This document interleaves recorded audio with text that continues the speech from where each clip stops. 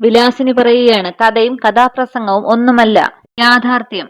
ആനന്ദ് കല്യാണിയെ വിവാഹം കഴിച്ചു എന്നറിഞ്ഞ നിമിഷം ഇനിയൊരു കല്യാണം എനിക്കില്ല എന്നും പറഞ്ഞ് ഡൽഹിയിലേക്ക് പോയവളാണ് ഈ വൈജയന്തി. പിന്നീട് ഈ നിമിഷം വരെ അവൾ മടങ്ങി വന്നിട്ടില്ല. മോളെ കാണണമെന്ന് തോന്നുമ്പോൾ സീതാലക്ഷ്മി ഡൽഹിക്ക് പറക്കും. ആ വൈജയന്തി വീണ്ടും നാളെ മോർണിംഗ് ഫ്ലൈറ്റിൽ പറന്നിറങ്ങും, സ്വപ്ന സാഫല്യത്തിനായി. ഇത് കേട്ട് ഗംഗ പറയുകയാണ്, ശരി, ആന്റി പറഞ്ഞതുപോലെ അവൾ നാളെയോ ഇന്നോ ലാൻഡ് ചെയ്തു എന്നിരിക്കട്ടെ. പക്ഷെ ആനന്ദ് ഈ കല്യാണത്തിന് സമ്മതിച്ചോ?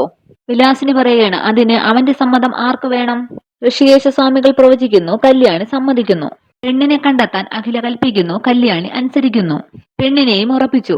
ഒരു കാര്യം ഞാൻ ഉറപ്പിച്ചു പറയാം, ഈ കല്യാണമെങ്ങാനും നടന്ന് അവളെങ്ങാനും തൃച്ചംബരത്ത് അഖിലാണ്ടേശ്വരിയുടെ മരുമകളായി വന്നാൽ നിന്റെ കാര്യം പോക്കാണെന്ന് പ്രിയങ്കയെ ചൂണ്ടി പറയുകയാണ് വിലാസിനി. അടുത്ത ദിവസം മകിടിയൂതുന്നവരുമായി എത്തി നാഗമഠത്തെ പോലുരിയുന്ന പാമ്പുകളെ അടക്കം മാളത്തിൽ നിന്നും പുറത്തു ചാടിച്ച് പരസ്പരം തല്ലിപ്പിച്ച് കൊന്നൊടുപ്പിക്കും. അതാണ് ഈ വൈജയന്തി. ദേഷ്യപ്പെട്ട് പ്രിയങ്ക പറയുകയാണ്, അതിനവൾ ഒന്നുകൂടി ജനിക്കണം. ഈ കല്യാണം നടന്നാലല്ലേ അങ്ങനെ ഒരു സിറ്റുവേഷൻ ഉണ്ടാവൂ? നടക്കില്ല, ഈ കല്യാണം നടക്കാൻ പോകുന്നില്ല ആന്റി. ഓക്കെ, ഇത് തടയാൻ എന്ത് പ്ലാനാണ് നീ ചെയ്യാൻ പോകുന്നത്? ഗംഗ പറയുകയാണ്, അതൊക്കെ വഴിയെ പറയാം ആന്റി, ഇപ്പോൾ ചെന്ന് അവിടെ എന്തൊക്കെയാണ് കല്യാണ ഒരുക്കങ്ങളെന്ന് നോക്കി പറയൂ. ശരിയെന്ന് പറഞ്ഞ് തിരിച്ചു പോകുന്നേരം വിലാസിനി മനസ്സിൽ പറയുകയാണ്, എന്നോട് പറയതെ നീ ചെയ്യാൻ പോകുന്ന പ്ലാൻ എന്താണെന്ന് നമുക്ക് നോക്കാം. വിലാസിനി പോയ ശേഷം പെട്ടെന്ന് പ്രിയങ്ക ആരെയോ ഫോൺ വിളിക്കുകയാണ്. എന്നിട്ട് പറയുകയാണ്, നാളെ മോർണിംഗ് ഫ്ലൈറ്റ് തിരുവനന്തപുരത്ത് ഒരു പെണ്ണ് വന്നിറങ്ങും, അവളെ കിഡ്നാപ്പ് ചെയ്യണം.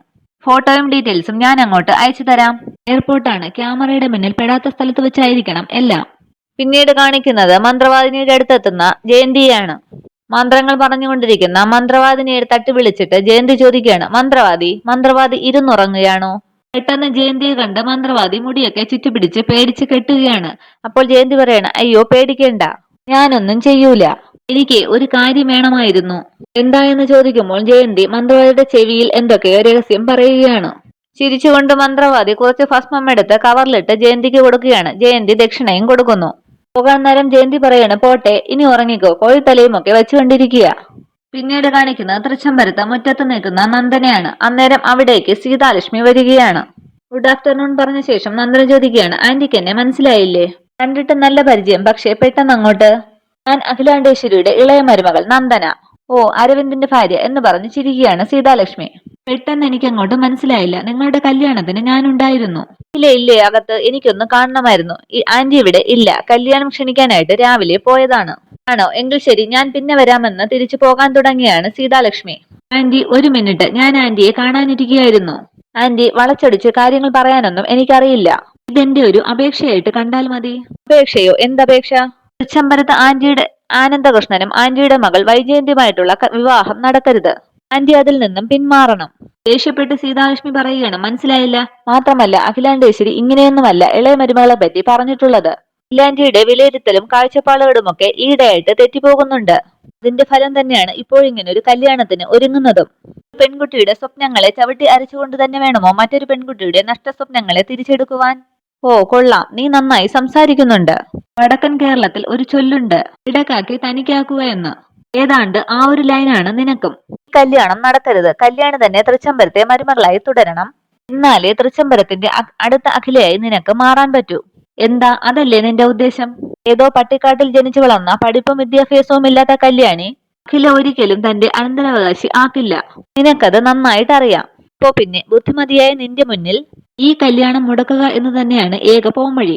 തന്നെ പറയുകയാണ്, കല്യാണി എന്നൊരു പാവം പെണ്ണിന്റെ ജീവിതം തകർന്നു പോകാതിരിക്കാൻ ആ പാവം പെണ്ണ് ആന്റിയോട് എന്തെങ്കിലും തെറ്റ് ചെയ്തിട്ടുണ്ടോ? എന്നോടല്ല അവൾ തെറ്റ് ചെയ്തത്, എന്റെ മകളോടാണ്.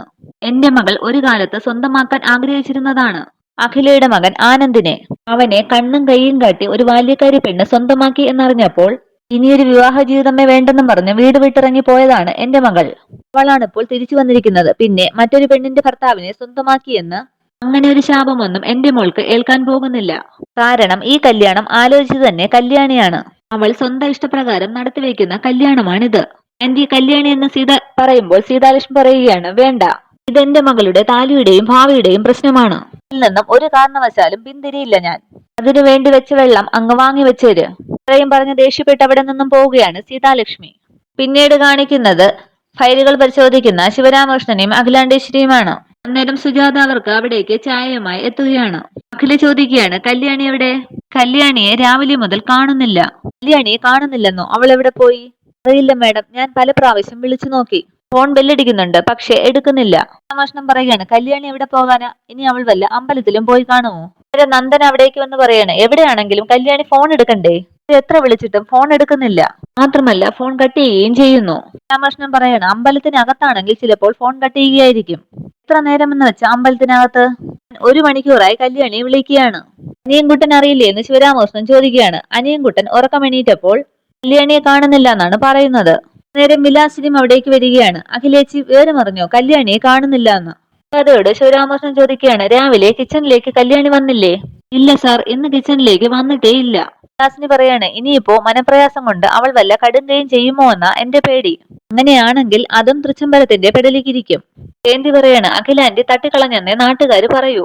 ദേഷ്യപ്പെട്ട അഖില ജയന്തിയെ നോക്കുമ്പോൾ ജയന്തി പറയുകയാണ്, ഞാനല്ല, നാട്ടുകാര്. നാട്ടുകാരുടെ വാക്ക് ലൈസൻസ് ഉണ്ടോ? അവരെന്തും പറയും. ശരിയും തെറ്റുമൊന്നും അവര് നോക്കില്ല. വിലാസിനെ ചോദിക്കുകയാണ്, ഇന്നലെ രാത്രി അവള് അഖിലേച്ചിയോട് വല്ലതും പറഞ്ഞോ? ഒന്നും മിണ്ടാതെ അഖില ദേഷ്യത്തോടെ തന്നെ നിൽക്കുകയാണ്. പിന്നീട് നന്ദന ആരെയോ ഫോൺ ചെയ്യുകയാണ്. എന്നിട്ട് പറയാണ്, ഞാനാ നന്ദന. കല്യാണി അമ്പിളികലയിലേക്കെങ്ങാനും വന്നായിരുന്നോ? വേറൊന്നുമല്ല, കല്യാണിയെ രാവിലെ മുതൽ കാണുന്നില്ല. വന്നില്ലേ? ഓ ശരി ശരിയെന്നും പറഞ്ഞു നന്ദന ഫോൺ കട്ട് ചെയ്യുകയാണ്. കല്യാണി അമ്പിളികലയിലും ചെന്നിട്ടില്ല എന്ന് നന്ദന പറയുമ്പോൾ ശിവരാമകൃഷ്ണൻ ചോദിക്കുകയാണ്, പിന്നെ ഈ കല്യാണി എവിടെ പോയി? അഖില, നീ എന്താ ഒന്നും മിണ്ടാതെ നിൽക്കുന്നത്? ഇതിന് ഞാൻ എന്ത് പറയാനാ? അവൾ എന്നോട് പറഞ്ഞിട്ടല്ല എവിടേക്കെങ്കിലും ഒക്കെ പോകുന്നത്. വിലാസിനി പറയാണ്, അല്ല, എന്തോ തീരുമാനം എടുത്ത പോലെയായിരുന്നു അവളുടെ 2-3 ദിവസത്തെ നടപ്പ്. എനിക്കെന്തോ പേടി തോന്നുന്നുണ്ട്. തന്നെ പറയാണ്, ഇവിടെ ഇപ്പോൾ ഏത് കാര്യത്തിനും പകയും പ്രതികാരവും ഒക്കെ ആണല്ലോ. ഒരാളെ കാണാതെ വന്നപ്പോൾ എന്തൊക്കെ കഥകളാണ് മെനയാൻ തുടങ്ങുന്നത്. പറയുകയാണ്, ഇത് കഥയൊന്നും മെനയുന്നതല്ല. ആത്മഹത്യ ചെയ്യാൻ തീരുമാനിച്ച ഒരാളുടെ മുഖം കണ്ടാൽ അറിയാം. ഇനി ഏതെങ്കിലും റെയിൽവേ പാളത്തിലോ കായലിലോ തിരക്കിയാൽ മതി. ശിവരാമകൃഷ്ണൻ പറയുകയാണ്, നിർത്ത്. മറ്റുള്ളവരുടെ ക്ഷമയെ പരീക്ഷിക്കരുത്. ഇതൊക്കെ മനുഷ്യജന്മം എടുത്തതാണെന്ന് പറയാൻ തന്നെ ലജ്ജ തോന്നുന്നു. അവിടെ നിന്നും പോവുകയാണ് ശിവരാമകൃഷ്ണൻ. കൂടെ അഖിലാണ്ടേശ്വരിയും പോകുന്നു. റൂമിലെത്തിയ ശേഷം അഖില ശിവരാമകൃഷ്ണനോട് ചോദിക്കുകയാണ്, കൃഷ്ണേട്ടാ, കല്യാണി എവിടെ പോയി കാണും? അത് തന്നെയാണ് എനിക്കും ചോദിക്കാനുള്ളത്. കല്യാണി എവിടെയെന്ന് ഉച്ചത്തിൽ ചോദിക്കുകയാണ് ശിവരാമകൃഷ്ണൻ. നേരം വിലാസിനി പറഞ്ഞ കാര്യങ്ങളൊക്കെ അഖില ആലോചിക്കുകയാണ്. നന്ദന വീണ്ടും കല്യാണിയെ ഫോൺ വിളിച്ചുകൊണ്ടേയിരിക്കുകയാണ്. പക്ഷെ കല്യാണി എടുക്കുന്നില്ല. അന്നേരം ആനന്ദും അരവിന്ദും കൂടി താഴേക്ക് ഇറങ്ങി വരികയാണ്. എന്താ ഇവിടെ? എന്താ നന്ദന? എല്ലാവരും എന്താ ഇവിടെ അന്തം വിട്ട് നിൽക്കുന്നത്? ചോദിച്ച അരവിന്ദിനോട് നന്ദന പറയുകയാണ്, രാവിലെ മുതൽ കല്യാണിയെ കാണുന്നില്ല. ഇത് കേട്ടൊന്ന് അമ്പരക്കുകയാണ് ആനന്ദ്. അരവിന്ദ് ചോദിക്കുകയാണ്, അല്ല, ഫോൺ വിളിച്ചു നോക്കിയില്ലേ? രാവിലെ വല്ല അമ്പലത്തിലും പോയി കാണും. സുജാത പറയുകയാണ്, രാവിലെ മുതൽ വിളിക്കുന്നുണ്ട് സാർ. ആദ്യം ബെല്ല് തീരും വരെ കട്ടാകില്ലായിരുന്നു. ഇപ്പോൾ ആദ്യത്തെ ബെല്ലടിക്കുമ്പോൾ തന്നെ കട്ടാക്കുകയാണ്. എന്ത് പറയാണ്, ഇതിപ്പോ അങ്ങനെ ആരും ടെൻഷൻ അടിക്കേണ്ട കാര്യമില്ല. വല്ല അമ്പലത്തിലെങ്ങാനും പോയി കാണും. എന്ത് പറയുകയാണ്, അല്ല, അനിയൻകുട്ടനോട് ചോദിക്കാമായിരുന്നില്ലേ? പറയുകയാണ്, അനിയൻകുട്ടൻ പറഞ്ഞത് അവൻ ഉണരുന്നതിന് മുൻപേ തന്നെ കല്യാണി ഇവിടുന്ന് പോയി കാണും എന്നാണ്. വിലാസിനി പറയാണ്, കൂടുതലായൊന്നും ഇനി ആലോചിക്കേണ്ട. ജയന്തി പറഞ്ഞതുപോലെ വല്ല റെയിൽവേ ട്രാക്കിലോ കായലിലോ കാണും. ഇവര് ദേ ഇളയമ്മയെന്നും പറഞ്ഞ് ദേഷ്യപ്പെടുകയാണ് അരവിന്ദ്. എന്നിട്ട് അരവിന്ദ് പറയുകയാണ്, കാണാതായത് പട്ടിയും പൂച്ചയും ഒന്നുമല്ല, തൃച്ചംബരത്തെ മൂത്ത മരുമകളാണ്. അതുകൊണ്ട് അനാവശ്യ സംസാരമൊന്നും വേണ്ട. നാക്കിന് എല്ലില്ല എന്ന് കരുതി ഒന്നും വിളിച്ച് പറയണ്ട.